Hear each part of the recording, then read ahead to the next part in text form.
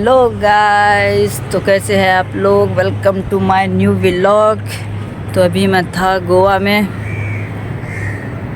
अभी हम जा रहे थे बीच पर जिसका नाम है बायना बीच। तो जाके देखते हैं कि किस तरह माहौल होता है।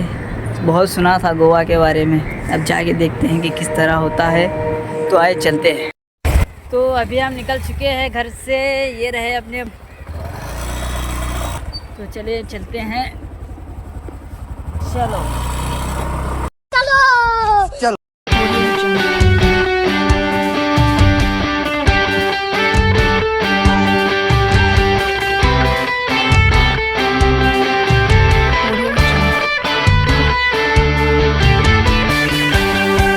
ये आ गए हैं हम अपनी मंजिल पर।